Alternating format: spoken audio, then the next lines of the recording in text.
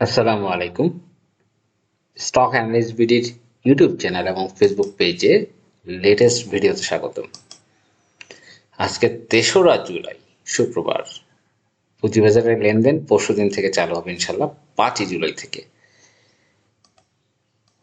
আজকের ভিডিওতে আমরা কিছু গুরুত্বপূর্ণ বিষয় জানবো, যে আমাদের সূচকের যে অবস্থান রয়েছে ডিএসইএক্স এর যে ডেইলি চার্ট আমরা দেখেছি, একটা বেবি ক্যান্ডেল করেছে, রেড ক্যান্ডেল, বিয়ারিশ একটা ক্যান্ডেল হয়েছে এবং সূচকের অবস্থান ৫,৭৪৩।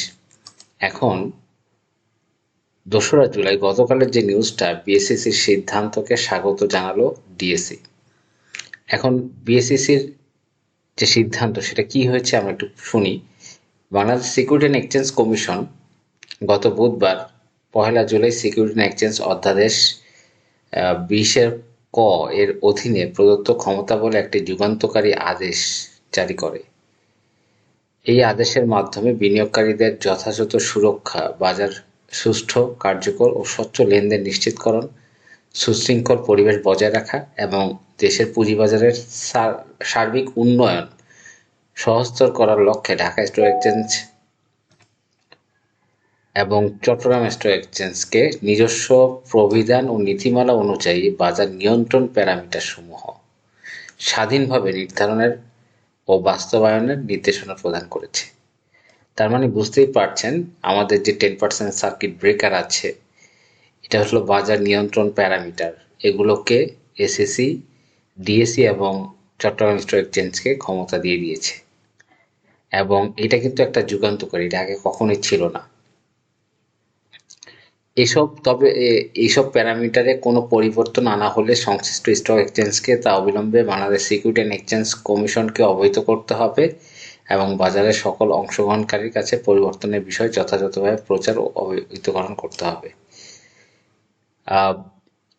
তবে উল্লেখ্য যে পরবর্তী সিদ্ধান্ত না দেওয়া পর্যন্ত বর্তমানে প্রচলিত বাজার নিয়ন্ত্রণ প্যারামিটার সমূহ বলবৎ থাকবে। তার মানে এই যে সার্কিট ব্রেকার, এটা চেঞ্জ। এর আগে কিন্তু আমরা দেখেছি যে একটা আমাদের নিউজ আসছিল ঢাকা পোস্টের ২রা জুলাই, বন্ধ কোম্পানিতে অন্ধ বিনিয়োগের ফাঁদ নামে ঢাকা পোস্টে। এইখানের একটা কিন্তু বলা হয়েছে যে সার্কিট ব্রেকারের কথা, অর্থাৎ একটি শেয়ারের দাম একদিনে সর্বোচ্চ 10% বাড়তে পারে বা কমতে পারে। দুর্বল কোম্পানির ক্ষেত্রে এই সীমা কমিয়ে অর্ধেক তথা ৫% করা হতে পারে। তা এইটা যদি ডিএসসি কোনোভাবে সিদ্ধান্ত নেয়, এখনো নেয়নি, যদি কোনোভাবে সিদ্ধান্ত নেয় ডিএসসি, এটা কিন্তু বাজারের উপর চরম একটা নেগেটিভ ইম্প্যাক্ট পড়বে। এটা হচ্ছে প্রথম কথা, যে হঠাৎ করে সার্কিট ব্রেকারের পরিবর্তন বা এইটা। এবং এইটা কিন্তু এসএসসি বলছে যে অযাচিত হস্তক্ষেপ করা হচ্ছে না বাজারে, কিন্তু আসলে এটা কিন্তু একটা অযাচিত হস্তক্ষেপই হবে, যেখানে সার্কিট ব্রেকার আরো কমায় দেওয়া হতে পারে, বা এই ধরনের নিউজ আমরা ঢাকা পোস্টে দেখেছি। এটা হচ্ছে আজকের নিউজ, গতকালকে নিউজ ২রা জুলাই ২০১৬। তা যাই হোক, এই বিষয়টা কিন্তু মাথায় রাখতে হবে ডিএসসি কে, কোনোভাবেই যেন বাজারে হস্তক্ষেপ এই মুহূর্তে করা না হয়। এখন আমরা ডিএসসি এক্স এর, আমি আপনাদেরকে বলেছিলাম যে অনেক যারা করিয়াতের জন্য ইনভেস্ট করেছিল তাদের থেকে একটা সেল প্রেশার আসছে, আমরা দেখেছি ওপেনিং ডেতে। এবং এইটা হয়তো দুই একদিন সেল প্রেশার থাকতেও পারে, দুই একদিন, যারা করিয়াতের জন্য যারা টাকা ইনভেস্ট করেছিল স্টক মার্কেটে, তারা অনেকে কিছু টাকা তুলে নিবে, এটাই স্বাভাবিক। এই জন্য এরপরে কিন্তু বাজার আবার একটা আপ ট্রেন্ডে যাবে। তা এর আগে এটা হতেও পারে, না হতে পারে, এটা নির্ভর করছে আগামী রবিবারের ট্রানজেকশনের উপরে। কারণ আমাদের ডিএসইএক্স এর যে লেনদেন ট্রানজেকশন, সেটা কিন্তু অলরেডি ১৫০০ কোটি টাকার কাছাকাছি।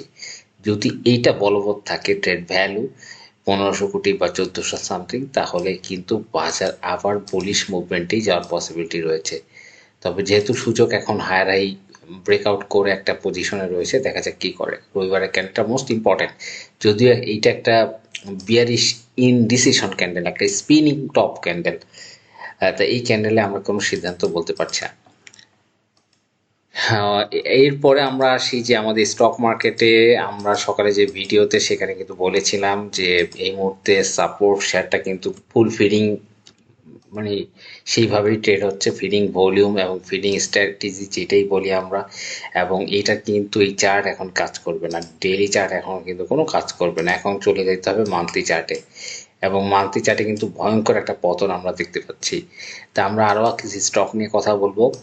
তার আগে আমরা যারা আমাদের এই জুলাই ব্যাচের 4 দিনের যে ট্রেনিং প্রোগ্রাম রয়েছে, 4 দিনের এবং মাসিক যে প্রোগ্রাম রয়েছে হোয়াটসঅ্যাপ বাইসেল প্র্যাকটিস ব্যাচ, যারা জয়েন করবেন অবশ্যই 019290222917 নাম্বারে হোয়াটসঅ্যাপ বা ফোন করবেন।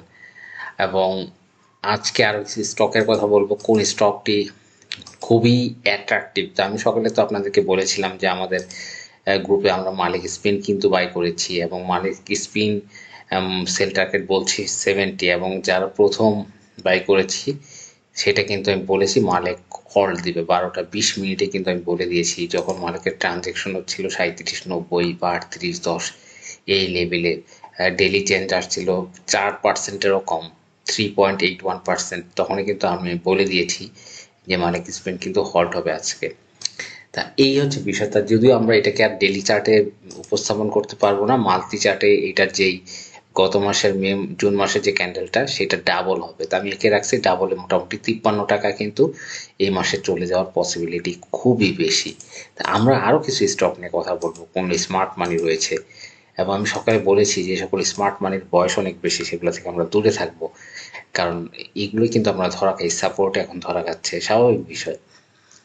তা এগুলো আমরা এন্ট্রি নিব না। আর কিছু আমি সমরিতার কথা বলেছি, সমরিতা স্মার্ট মানে ফুললি রানিং ট্রেনের মতো রয়েছে, দৌড়াচ্ছে, এটা নেক্সট ডেস্টিনেশন। যদি 91 টাকার উপরে স্ট্যান্ড বাই হয় এই স্টকটা, এটা কিন্তু 100 টাকা চলে যাবে ইজিলি, আপনারা জানেন। এছাড়া আমরা আরো কিছু স্টক দেখতে পাচ্ছি এইখানে, যে স্মার্ট মানির অ্যাক্টিভিটি রয়েছে, এই ধরনের কিছু স্টকের কথা বলার চেষ্টা করছি। আচ্ছা, এইখানে আমাদের আরেকটা বিষয়, যে কিছু কিছু স্টকে কিন্তু দু একদিন ভালো লেনদেন হয়ে আবার স্লো হয়ে যায়, এই বিষয়টা কিন্তু লক্ষ্য রাখতে হবে। তো এখানে অনেকগুলো স্টক যেগুলো আমরা টপ ভলিউম যদি দেখি, সেখানে দেখতে পাবো যে মানিক স্পিন, স্মার্ট মানি ফুল অ্যাক্টিভেটেড, বেক্সিমকো তো অবশ্যই স্মার্ট মানি আছে, কারণ যারা এই শেয়ারটা কিন্তু বামে হল্টে 3,91,00,000 শেয়ার লেনদেন হয়েছিল, তারা তো নিশ্চয়ই একটা প্রাইসিং করবে, হয়তো 40 টাকা পর্যন্ত নেওয়ার পসিবিলিটি রয়েছে। এরপরে আমরা দেখতে পাচ্ছি ফেক ডিলও কিন্তু স্মার্ট মানি রয়েছে, ট্রেড ভলিউম 1,43,00,000 ছিল বুধবারে এবং গতকাল 88 লাখ আমরা দেখতে পাচ্ছি। আইবিপি, এটা তো বলেই আসছি, বারবার বলে আসছি যে আইবিপি কিন্তু স্মার্ট মানি রয়েছে। এছাড়া সাপোর্টে কিন্তু একটা ফিডিং ভলিউম দেখতে পাচ্ছি আমরা, এই যে ডাউন ট্রেন্ডে ফিডিং ভলিউম হচ্ছে, তার মানে এইটা যে মানে কিনবে, আমার মতে, আমার পার্সোনাল প্রেডিকশনে এটা কিন্তু খুবই একটা ফলিং ডাউন হবে, মানে ভালোভাবে এটা পড়বে, এটা আমার ধারণা।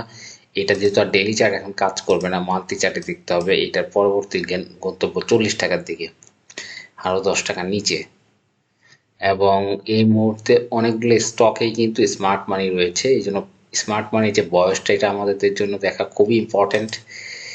এবং বারাকা পতেঙ্গা এই স্টকটাও কিন্তু স্মার্ট মানি রয়েছে, ইপিএস ভালো, সবকিছু ভালো, এবং এটা উত্থান এবং পতনের মাধ্যমে উপরের দিকে যাওয়ার পসিবিলিটি রয়েছে। এবং এই ধরনের অনেকগুলো স্টকে কিন্তু স্মার্ট মানি রয়েছে।